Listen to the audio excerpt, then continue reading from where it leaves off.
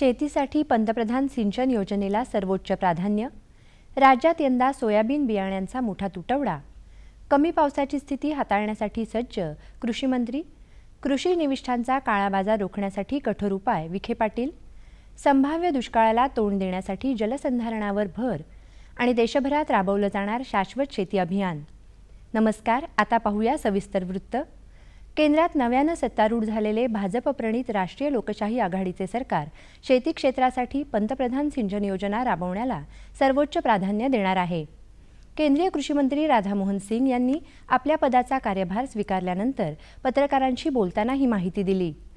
अटल बिहारी वाजपेयी यांच्या नेतृत्वाखालील राष्ट्रीय लोकशाही आघाडी सरकारच्या कार्यकाळात पंतप्रधान ग्रामसडक योजना सुरू करण्यात आली होती.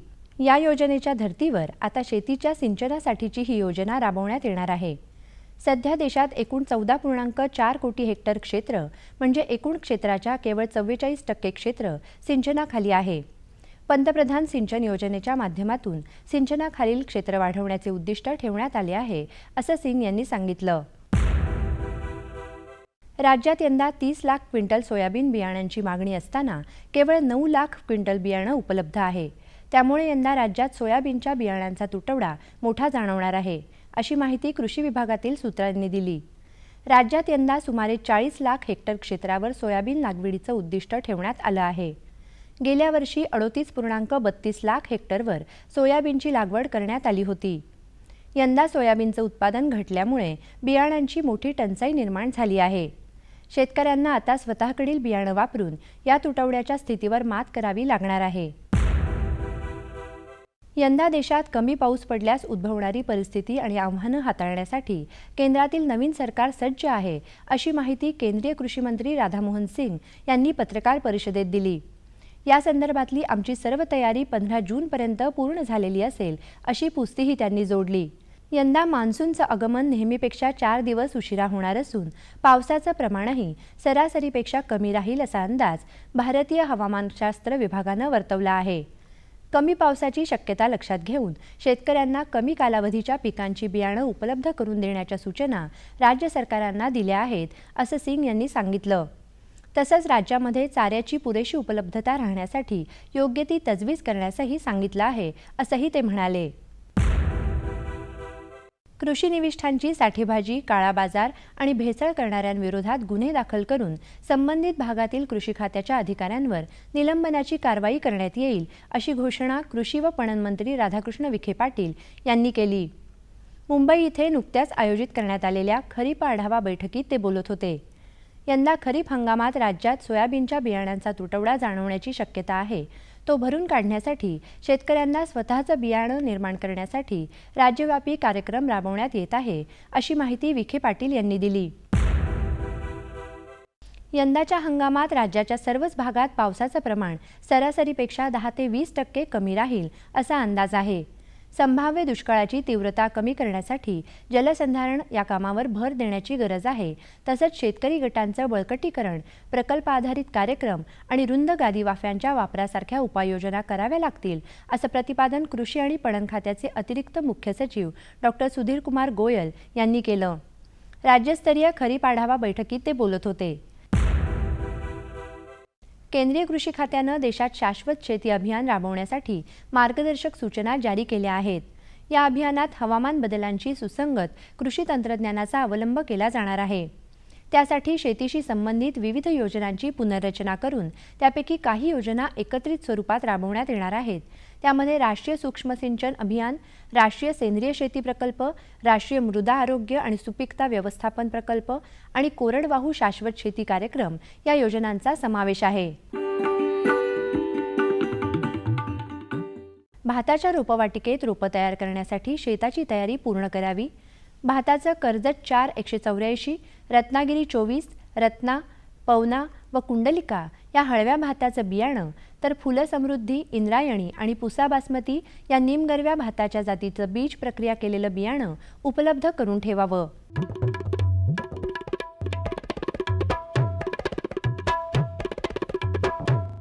आता बघूया सोलापूर कृषी उत्पन्न बाजार समितीचे काही बाजारभाव प्रति क्विंटलमध्ये.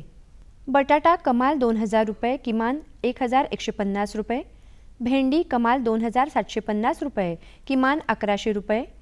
काकडी कमाल 2,000 रुपये, किमान 100 रुपये.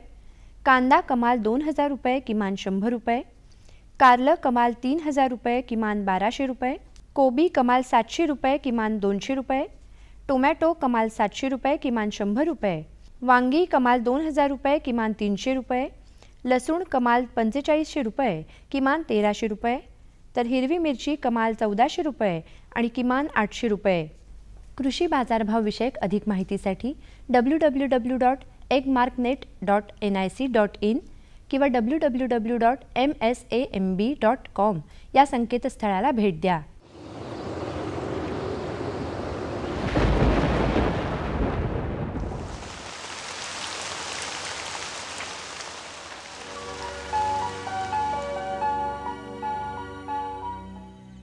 कोकण, मध्य महाराष्ट्र आणि मराठवाड्यात तुरळक ठिकाणी मेघगर्जनेसह पाऊस पडण्याची शक्यता आहे. विदर्भात हवामान मुख्यतः कोरडं राहील. राज्यातील काही प्रमुख शहरांचं तापमान अंश सेल्सिअसमध्ये पुढीलप्रमाणे: मुंबई कमाल तापमान 34 अंश सेल्सिअस, किमान 30 अंश सेल्सिअस. पुणे कमाल 35 अंश सेल्सिअस, किमान 24 अंश सेल्सिअस. नागपूर कमाल 43 अंश सेल्सिअस, किमान 31 अंश सेल्सिअस. नाशिक कमाल 40 अंश सेल्सिअस, किमान 25 अंश सेल्सिअस. औरंगाबाद कमाल 42 अंश सेल्सिअस, किमान 28 अंश सेल्सिअस. कोल्हापूर कमाल 32 अंश सेल्सिअस, किमान 24 अंश सेल्सिअस. सांगली कमाल 37 अंश सेल्सिअस, किमान 25 अंश सेल्सिअस.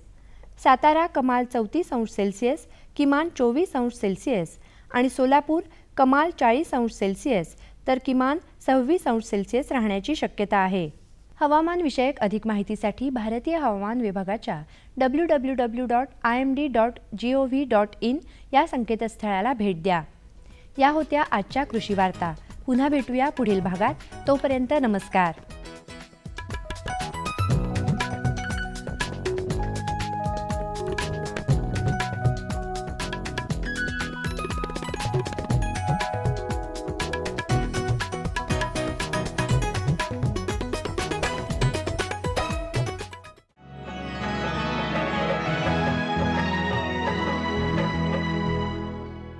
हे घे आणखी सांग.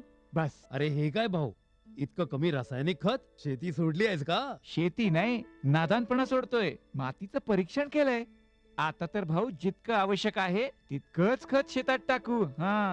शेतकऱ्यांनो, आजच आपल्या जिल्ह्याजवळच्या भूमी परीक्षण प्रयोगशाळेत मातीचं परीक्षण अवश्य करवा आणि मातीची पोषक तत्व, आर्द्रता व रोपांचा विकास बघता केवळ आवश्यकतेनुसारच पोषक तत्व घाला. आणि हो, मातीतलं गंधक, जस्त, बोरॉन सारख्या पोषक तत्वांविषयीही जाणून घ्या. खत आणि जैविक खताच्या योग्य उपयोगानं भूमीचा सकसपणा टिकवून ठेवा, उत्पादकता वाढवा, खर्च कमी करा आणि बहुमोल परकी चलन वाचवण्यातही सहकार्य करा. आणि हो, मंद गतीनं नायट्रोजन उपलब्ध करून देणारी खतं जसं कडुलिंबयुक्त युरियाला प्राधान्य द्या आणि युरियाचा पानांवर शिडकाव करा. अरे वा, तू तर खरोखरी समजूतदार झालास रे. आणखी माहितीसाठी संपर्क करा जिल्हा कृषी अधिकारी किंवा शेतकरी कॉल सेंटर.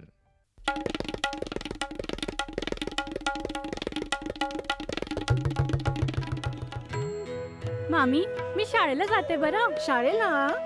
अगं, पण लग्नाच्या वक्ताला तू शिकलेली आहेस म्हणून सांगितलं होतं की. अव मामी, फार्म स्कूलला जातीये शेतीच्या नव्या नव्या गोष्टी शिकाया. तुम्ही बी चला की. फार्म स्कूल, जिथे शेतकऱ्यांना पिकांचा उपज वाढवायच्या सर्व गोष्टी शिकवल्या जातात. जसं मातीच्या पोतानुसार कोणती खतं योग्य आहेत, कोणती बियाणं आणि गरजेनुसार कोणती कीटकनाशकं उत्तम आहेत. खर्च बेताचा, लाभ मोलाचा.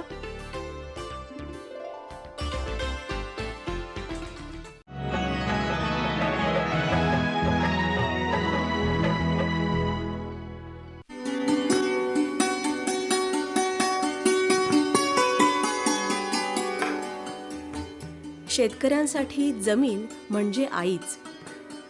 या धरती मातेची सेवा करण्यासाठी शेतकरी दिवस रात्र मेहनत करतो.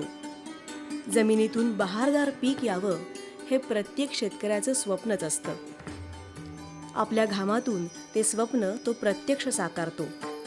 पारंपरिक पद्धतीनं शेती करणाऱ्या शेतकऱ्यांनी वर्षानुवर्ष कष्ट करून पीक घेतलं. मात्र या शेतीचं नेमकं व्यवस्थापन केलं आणि त्याला आधुनिकतेची जोड दिली तर अधिक यश मिळवता येतं, ही बाब आता शेतकऱ्यांच्या लक्षात येऊ लागली आहे. अशा प्रकारे आधुनिकतेची जोड देऊन सातारा जिल्ह्याच्या कराड तालुक्यातील वाजेवाडी शिरगाव इथल्या शंकर खोत यांनी आल्याची यशस्वी लागवड केली आहे.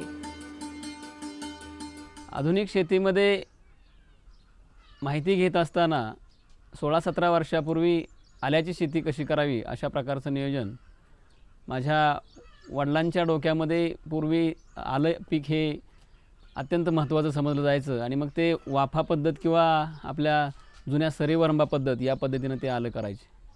16-17 वर्षापूर्वी आपण या तंत्रज्ञानामध्ये बदल करून या बियाण्यांच्या निवडी किंवा या वेगवेगळ्या जातींची निवड करून यामध्ये काय बारकावे करता येतील आणि कशा प्रकारचं नियोजन करून आपल्याला जास्त उत्पादन घेता येईल अशा प्रकारचं संगोपन त्यावेळेला आमच्या डोक्यामध्ये आलं आणि आज त्यामध्ये आपण उत्तुंग अशी भरारी घेतलेली आहे.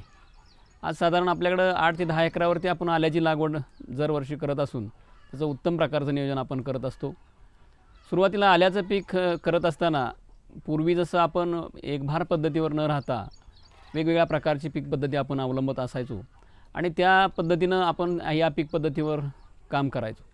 म्हणजे पिकाला फेरपालट, जमिनीला फेरपालट अशा प्रकारचं नियोजन करून नैसर्गिक गुणवत्तेची साधनसामग्री साधून आपल्या आरोग्यदायी शेतीसाठी नैसर्गिकतेचा परिपूर्ण व्यवसाय यामध्ये शेतीमध्ये आला तर तुमची शेती बलवत्तर होऊ शकते.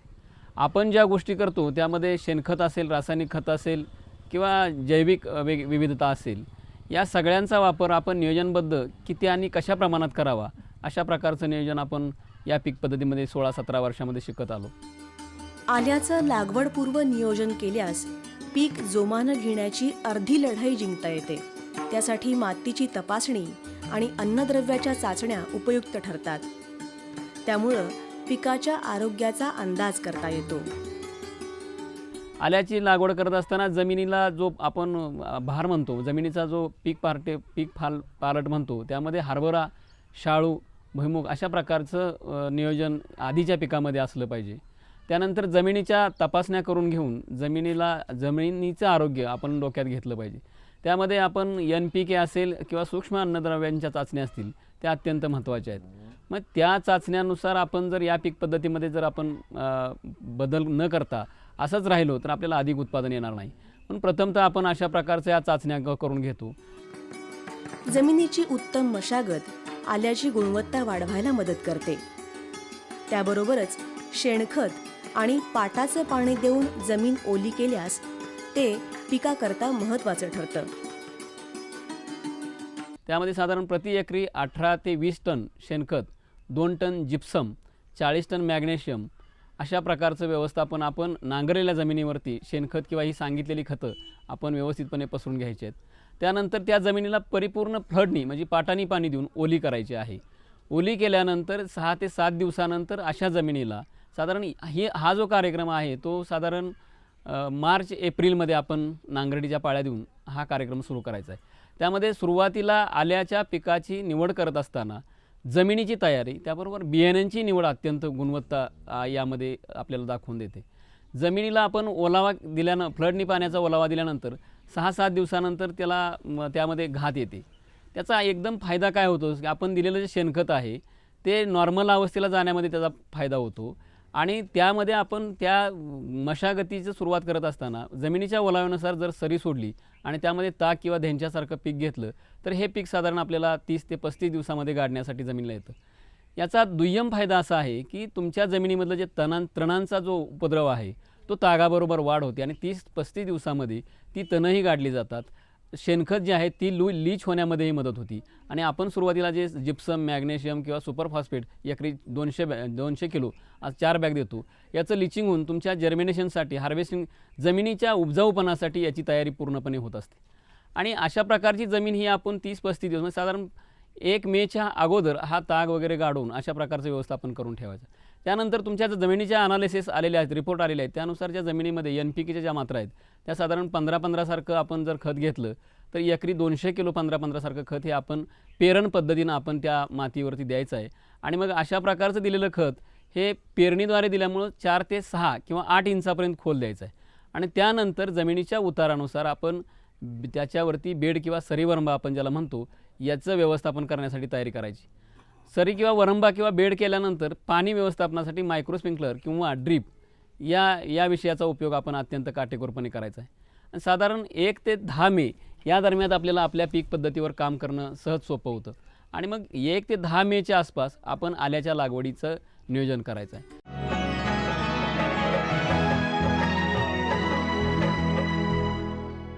सुगंधाच्या दरवळीमध्ये, स्वादाच्या बहारीमध्ये, प्रगतीच्या डहाळ्यांमध्ये पसरणाऱ्या हास्यांमध्ये, हिरव्यागार झाडांमध्ये, मोठ्या मोठ्या सौद्यांमध्ये, गोड मधुर गुंजनामध्ये, आनंदाच्या चाहुलीमध्ये. NHM बागवानी मिशन. आमची आकांक्षा आपलं स्मितहास्य.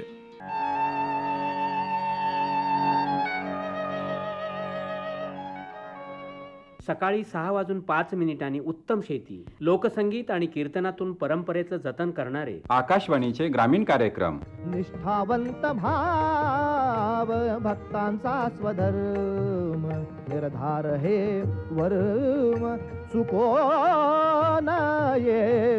निष्ठावंत भाव भक्तांचा स्वधर्म. केवळ शेतीच नव्हे तर ग्रामीण लोकजीवनाच्या सर्व अंगांना स्पर्श करणारे उपयुक्त कार्यक्रम. आकाशवाणीचे ग्रामीण कार्यक्रम. उत्तम शेती, कुटुंब स्वास्थ्य, चालू जमाना, भेटी गाठी, लोकसंगीत आणि ग्रामीण महिलांसाठी स्नेहबंध, तसंच रोज संध्याकाळी 7:15चा माझं घर माझं शेत अशा सप्तरंगी कार्यक्रमाचं इंद्रधनुष्य.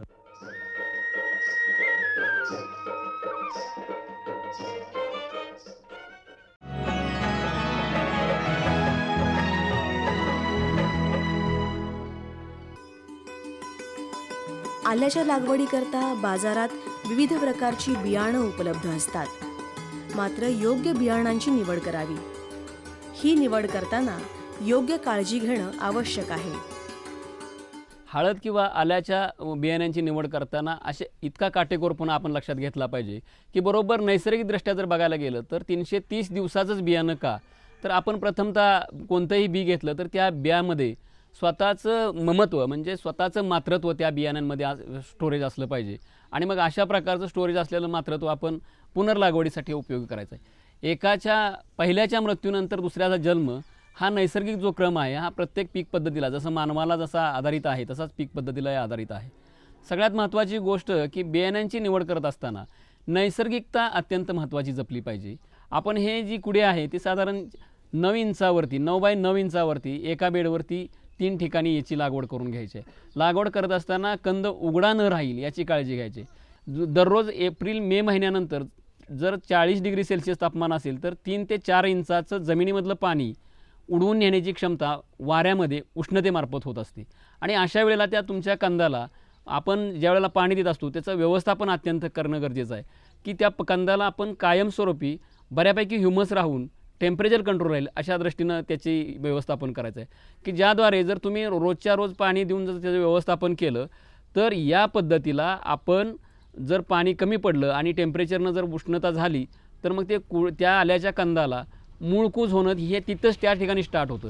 कारण उष्णता पाणी उडवून नेत असते आणि आपण पाणी देत असतो त्यावेळेला कंद फुगतो आकसतो अशा वेळेस त्या माती पाणी आणि ऊन ह्या तिन्हीची संयुग तयार होऊन त्या कंदाला त्याच ठिकाणी बऱ्यापैकी बुरशी किंवा इतर किडीचं आकर्षण तयार होतं. कीटकनाशकांचा अतिवापर आल्याच्या पिकाकरता धोकादायक ठरू शकतो. आल्याची साठवणूक करताना त्यावर कीटकनाशकांचा उपयोग किंवा आल्यामध्ये रसायनं सोडल्यामुळं पिकाची गुणवत्ता कमी होते. काही वेळा हा प्रकार म्हणजे विषप्रयोग होऊ शकतो. अति विषारी कीटकनाशकांचा वापर काही शेतकरी बियाण्यांच्या आडी लावण्यामध्ये म्हणजे आपण जसं या ठिकाणी बघत असतात या प्रकारे यामध्ये आपण आल्याचं बियाणं 330 दिवसाचं जमिनीतून उकरून घेतल्यानंतर ते 1-2 दिवस माती किंवा इतर त्याच्यातील कीड रोगग्रस्त जे मुळं कुजा असतील ते काढून घेऊन अशा प्रकारची आपण त्या ठिकाणी त्याची साठवणूक करायची आहे सावलीमध्ये. आणि साठवणूक करत असताना कोणत्याही प्रकारचं आपण यामध्ये विषारी असं कोणतंही यामध्ये आपण वापर करायचा नाही. या ठिकाणी आपण बघता की लिंबाचा पाला, मिरचीची पूड आणि मिरचीचं बी आणि राख अशा प्रकारचं आपण यामध्ये बियाणं व्यवस्थापनासाठी आपण याचं कार्य केलेलं आहे. सगळ्यात महत्त्वाचं म्हणजे की राख ही पारदर्शकपणे बुरशा अशा हलू देत नाही, म्हणजे एकमेकाकडे डायव्हर्ट होऊ देत नाही. आणि लिंबाचा पाला हा कडवट असल्यामुळं बाहेरील जे वातावरणातल्या ज्या किडी किंवा रोगग्रस्त काही भाग असतो तो यामध्ये अंडी घालण्यासाठी येत असतो, तर त्याचाही प्रतिबंध केला जातो. अशा प्रकारचं बियाणं आपण साठवल्यानंतर काही शेतकरी हा जो आल्याचा कंद आहे या कंदाला अशी मोड अगोदरच करून यामध्ये सीड ट्रीटमेंट करतात. यामध्ये जर विषप्राय असे प्रयोग झाले आणि यामध्ये जर तुमच्या जसं की मांसल भागामध्ये जर आपण डॉक्टरांना सांगून एखादं विषारी औषध सोडलं की आपल्याला रोग कीड होऊ नये, तर अशा प्रकारचं नियोजन नैसर्गिकदृष्ट्या चुकीचं ठरतं. मग याच्या मात्रत्वामध्ये विष पसरलं जातं आणि मग ते विष हे जमिनीमध्ये आपण या अन्न उत्पन्नासाठी घेणाऱ्या या विषयाला जर विषमय प्रयोग आपण करणार असू तर हे कितपत योग्य आहेत. साधारण 30 ते 50 ग्रॅम वजनाचा अशा प्रकारच्या कंदांची आपण निवड लागवडीसाठी करायची आहे. आणि जमीन मी मगाशी सांगितलं या पद्धतीनं जमीन ज्या वेळेस तयार असेल त्यावेळेस आपण या रेंजचे साधारण असे 1-2 डोळे ठेवून कुड्यांची मोड करायची आहे आणि लावते वेळेस त्याला 22 टीन किंवा क्लोरोपायरिफॉसची आपण ट्रीटमेंट करायची आहे. अशा प्रकारची ट्रीटमेंट केल्यानंतर ज्या वेळेला आपण हे बियाणं मातीमधून आपण शेतामध्ये नेत असतो त्यावेळेला काहीच प्रमाणात जर रोग आणि बुरशी असेल तर ती त्या ठिकाणी कव्हर केली जाते आणि मग त्याचं व्यवस्थापन हे तात्पुरतं होऊन जमीन आपण ज्या वेळेला तयार करतो त्यावेळेला जमीन 4 ते 6 इंचानं सूर्यप्रकाशामध्ये तप्त केल्यामुळं त्यामध्ये सुद्धा कोणत्याही प्रकारच्या बॅक्टेरिया किंवा कोणत्या प्रकारच्या भुरी आढळत नसतात. आल्याचं पीक सर्व ऋतूंमध्ये भरघोस उत्पन्न देतं. त्याच्या दैनंदिन आणि औषधी उपयोगामुळं त्याला मागणी असते. आल्याबरोबरच धने, दोडका, तुळस अशी आंतरपिकं घेतल्यास मातीची गुणवत्ता टिकून राहते. त्याबरोबरच रोगकिडीचं नियंत्रण सहजपणे करता येतं. आल्याचे लागवडीचे नियोजन जर 1 तारखेला आपण केलं असेल तर 1 तारखेला आपण जर ते धान्यासारखं पीक घेतलं तर ते साधारण 30 ते 35 दिवसामध्ये आपण म्हणजे भाजीसाठी काढून घेत असतो. आल्याची उगवण क्षमता ही 30 दिवसानं होत असल्यामुळे आपल्याला त्याचं जर्मिनेटर म्हणून काम करता येतं. शिवाय जमिनीमध्ये संतुलन म्हणजे जमिनीमध्ये स्थिरता जी आहे, पाण्याचा काउंट जो आहे तो बरोबर राखण्यामध्ये त्याचं काम केलं जातं. शिवाय 30 दिवसानंतर आपण जूनच्या एंडपर्यंत त्या भाजीला साधारण 8-10 रुपये ते जास्तीत 40 रुपयेपर्यंत सुद्धा भाव मिळतात. गुंट्याला साधारण 100 पिंडी जरी पकडली तरी साधारण 40 ते 50 हजार रुपये आपल्याला पहिल्या 30-35 दिवसामधूनच मिळून जातात. आणि शिवाय जमिनीचं हेल्दी पण राखण्यामध्ये यश मिळतं. झेंडूसारखं पीक जर आपण घेतलं तर त्याद्वारे निमॅटोडचं काम जे आहे ते मुळांमार्फत आपण करतो. गणपती, दिवाळी, दसरा या दरम्यान आपण त्याच्या फुलांचं नियोजन करतो. प्रति एकरी साधारण 600 झाडं आपण झेंडूची, 600 झाडं मिरचीची अशा प्रकारचं नियोजन करतो. महाराष्ट्रातल्या तमाम तरुण शेतकऱ्यांना मला सांगायचं आहे की आपण एखादी गोष्ट नियोजनबद्ध आणि पद्धतशीरपणे जर करत असू आणि त्यातलं सातत्य आपण कायम ठेवू शकत असू तर माझ्यासारखे शंकरखोत या महाराष्ट्रामध्ये, या भारतामध्ये अनेक तयार होतील आणि शेती समृद्धीची दिशा या राज्याला किंवा या देशाला मिळेल. अशा प्रकारे योग्य नियोजन आणि आधुनिक पद्धतीनं शेती केल्यास शेतीमधील संभाव्य नुकसान टाळता येतं. त्यातून शेती आणि शेतकऱ्यांचा फायदा होईल आणि शेती समृद्धीची दिशा मिळेल यात शंका नाही.